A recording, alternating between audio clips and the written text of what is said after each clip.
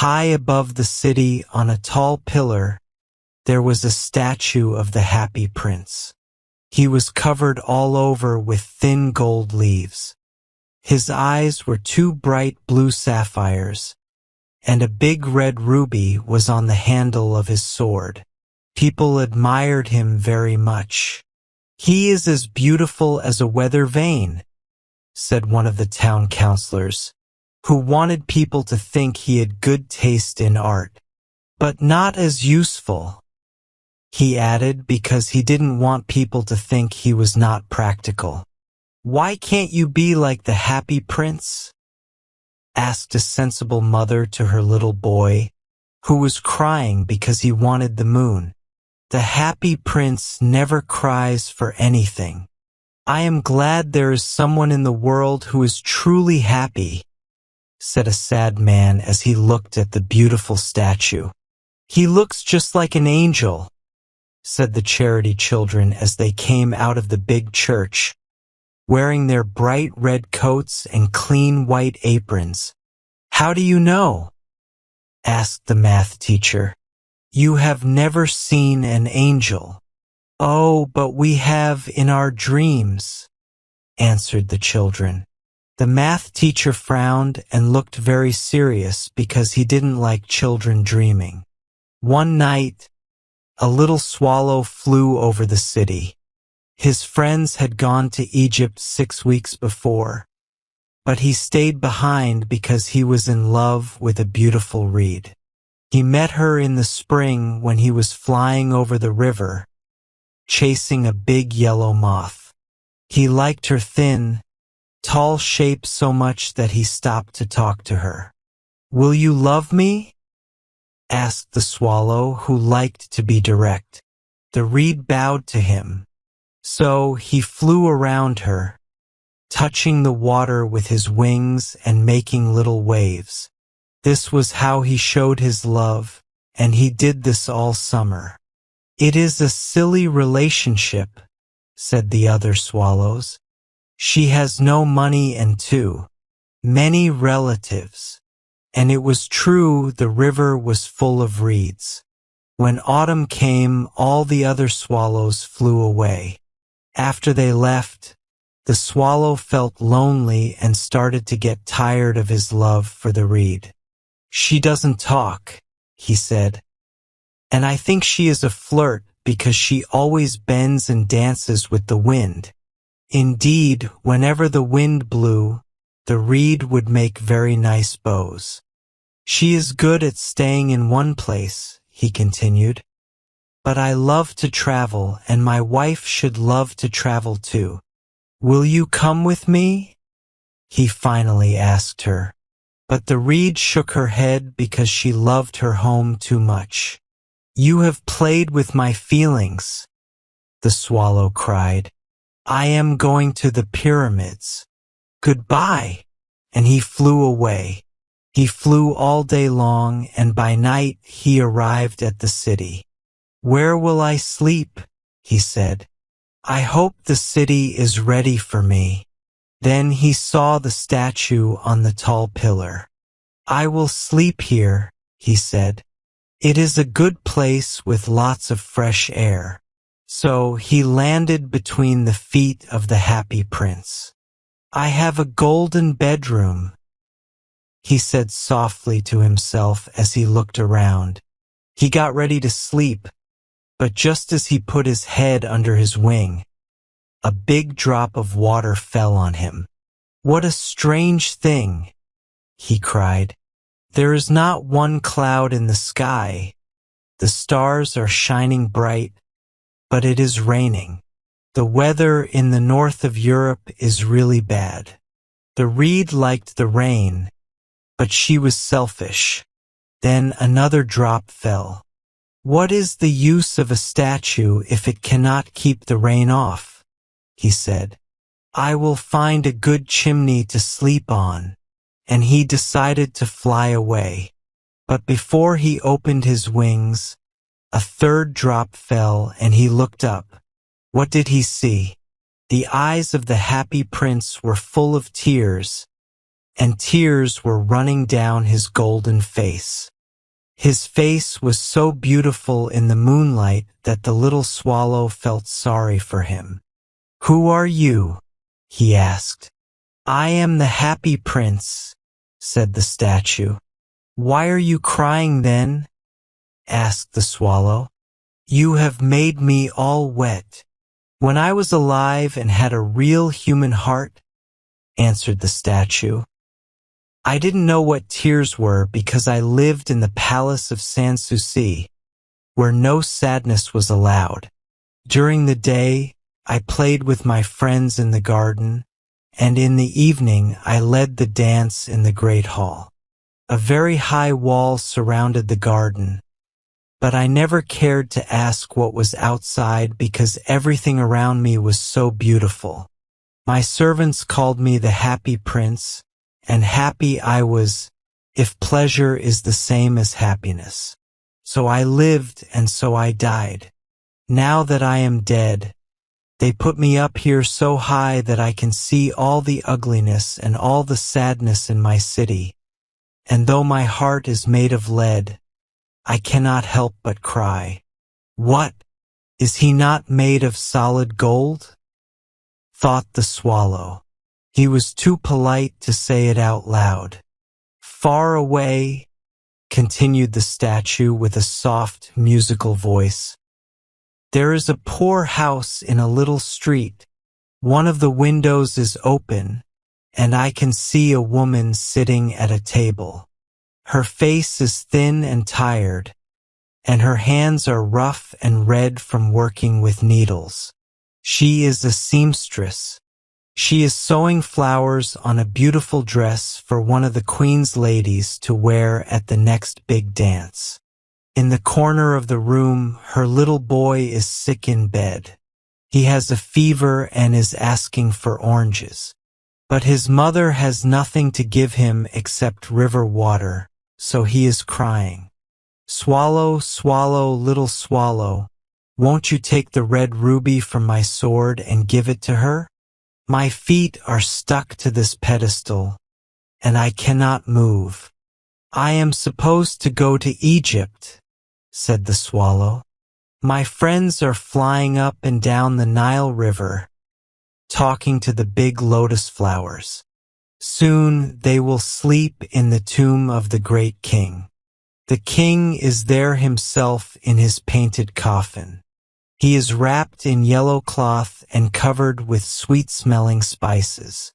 Around his neck, he wears a chain of pale green jade, and his hands are dry like dead leaves." "Swallow, swallow, little swallow," said the prince, "will you not stay with me for one night and help me? The boy is so thirsty, and the mother is so sad." "I don't really like boys," said the swallow. "Last summer, when I was staying by the river, there were two rude boys. They were the miller's sons, and they always threw stones at me. Of course, they never hit me. We swallows fly too well for that, and my family is famous for being fast. But still, it was very rude." The Happy Prince looked so sad that the little swallow felt sorry for him. "It is very cold here," he said, "but I will stay with you for one night and be your messenger."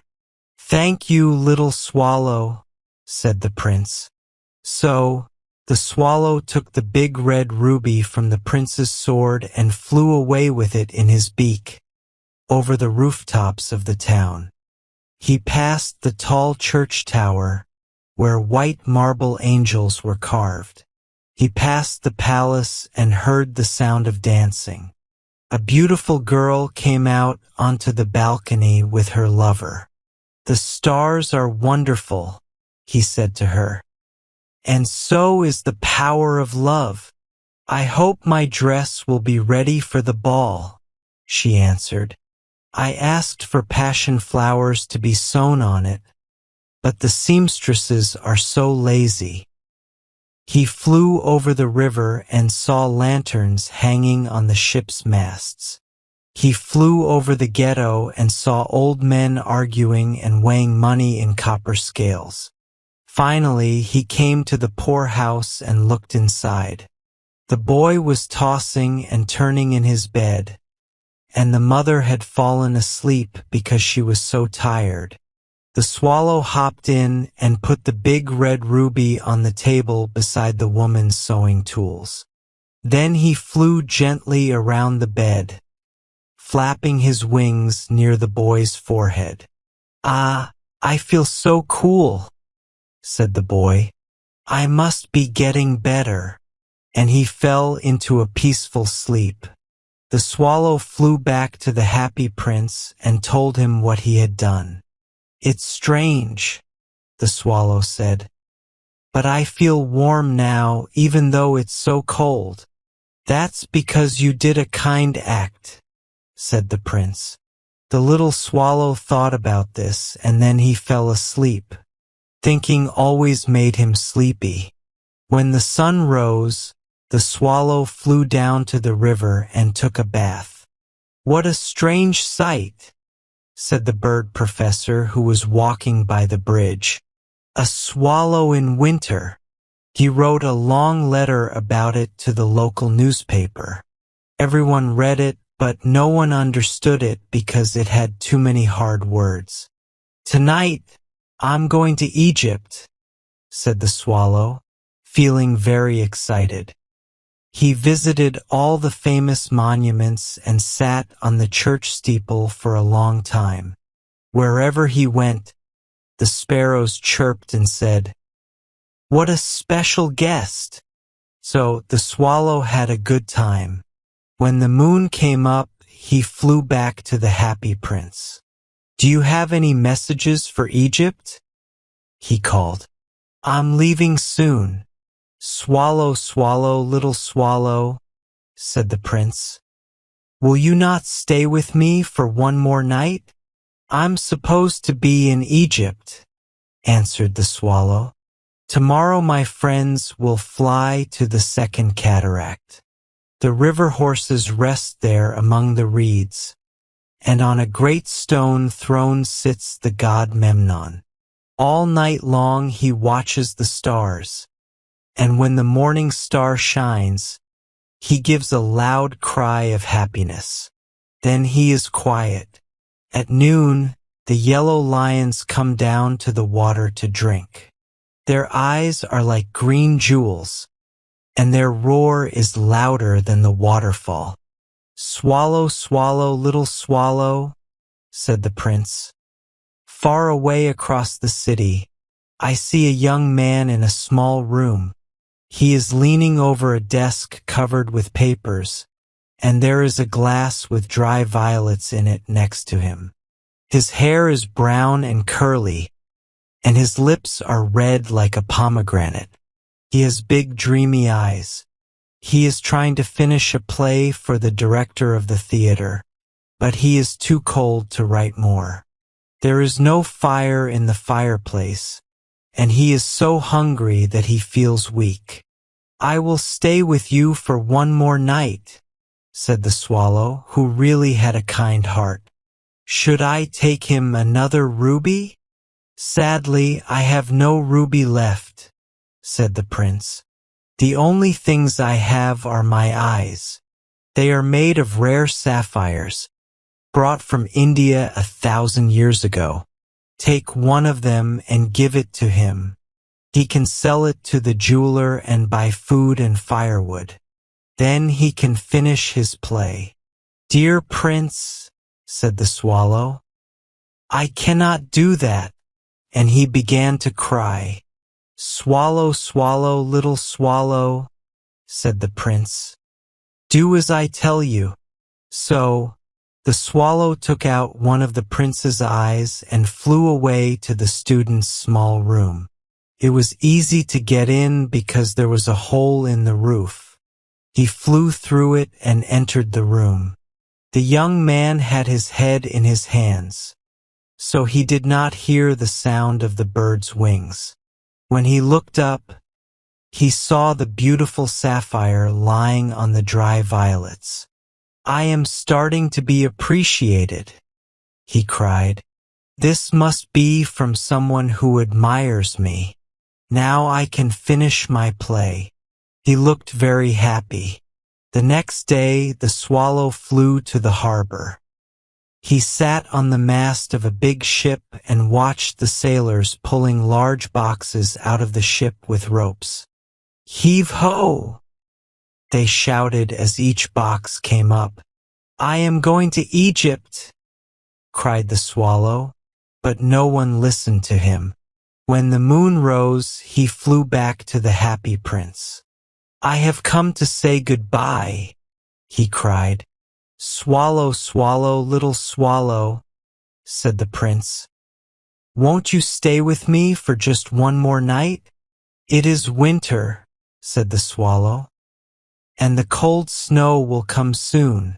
In Egypt, the sun is warm on the green palm trees, and the crocodiles lie in the mud and look around lazily. My friends are building a nest in the temple of Baalbek, and the pink and white doves are watching them, cooing softly to each other. Dear Prince, I must leave you, but I will never forget you. Next spring, I will bring you 2 beautiful jewels to replace the ones you gave away. The ruby will be redder than a red rose, and the sapphire will be as blue as the great sea. In the square below, said the happy prince, there is a little girl selling matches. She has dropped her matches in the gutter, and they are all ruined. Her father will hit her if she doesn't bring home some money, and she is crying. She has no shoes or stockings, and her little head has no hat. Take out my other eye and give it to her so her father won't hit her. I will stay with you one more night, said the swallow. But I cannot take out your eye. You will be blind. Swallow, swallow, little swallow, said the prince. Do as I tell you. So the swallow took out the prince's other eye and flew down. He flew past the little girl and put the jewel in her hand. What a pretty piece of glass, she said, and she ran home laughing. Then the swallow came back to the prince. You are blind now, he said, so I will stay with you forever. No, little swallow, said the prince. You must go to Egypt. I will stay with you forever, said the swallow, and he slept at the prince's feet. The next day, he sat on the prince's shoulder and told him stories about the strange places he had seen. He told him about the red birds who stand in rows by the Nile River and catch goldfish in their beaks, about the Sphinx, who is as old as the world and lives in the desert and knows everything, about the merchants who walk beside their camels and hold amber beads, about the king of the mountains of the moon, who is as black as ebony and worships a big crystal, about the great green snake that sleeps in a palm tree and has 20 priests who feed it with honey cakes, and about the pygmies who sail on big leaves and are always fighting the butterflies. Dear little swallow, said the prince, you tell me wonderful things, but the suffering of people is more wonderful than anything. There is no mystery as great as misery. Fly over my city, little swallow, and tell me what you see. So the swallow flew over the big city and saw the rich people happy in their nice houses while the beggars sat at the gates. He flew into dark streets and saw the white faces of starving children looking out at the black roads. Under a bridge, 2 little boys were lying in each other's arms to keep warm. We are so hungry, they said. You cannot sleep here, shouted the watchman. So they walked out into the rain. Then the swallow flew back and told the prince what he saw. I am covered with fine gold, said the prince. You must take it off leaf by leaf and give it to the poor. The living always think that gold will make them happy. The swallow picked off the gold, piece by piece, until the happy prince looked dull and gray. He brought the gold to the poor, and the children's faces grew rosy, and they laughed and played in the streets. We have bread now, they said. Then the snow came, and after that the frost. The streets looked bright and shiny, as if they were made of silver. Long icicles, like crystal daggers, hung from the roofs of the houses. Everyone wore furs, and the little boys wore red hats and skated on the ice. The poor little swallow grew colder and colder, but he would not leave the prince because he loved him so much. He ate crumbs from outside the baker's door when the baker was not looking and tried to stay warm by flapping his wings.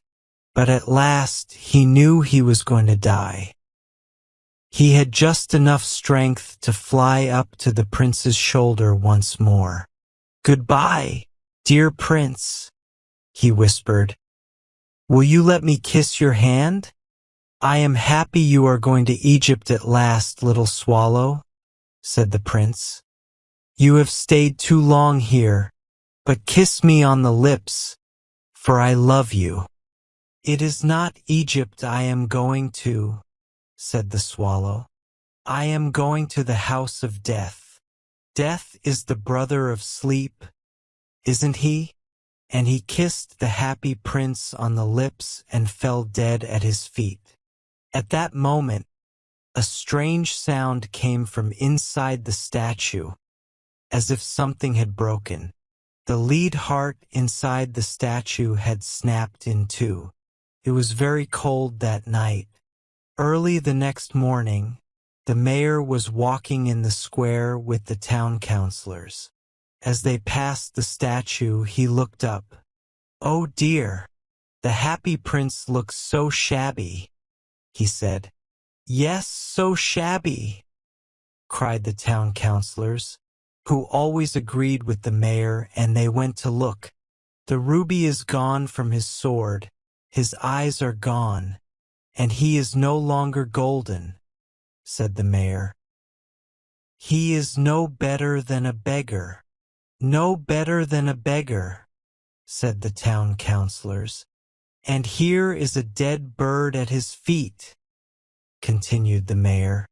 "We must make a rule that birds are not allowed to die here." The town clerk wrote it down. So they took down the statue of the happy prince. "He is no longer beautiful, so he is no longer useful," said the art professor at the university. Then they melted the statue in a furnace, and the mayor had a meeting to decide what to do with the metal. "We must have another statue, of course," he said, "and it will be a statue of me." "Of me," said each town councilor, and they began to argue. The last I heard, they were still arguing. "What a strange thing," said the man in charge of the furnace. "This broken lead heart will not melt. We must throw it away." So they threw it on a rubbish heap where the dead swallow was also lying. "Bring me the two most precious things in the city,"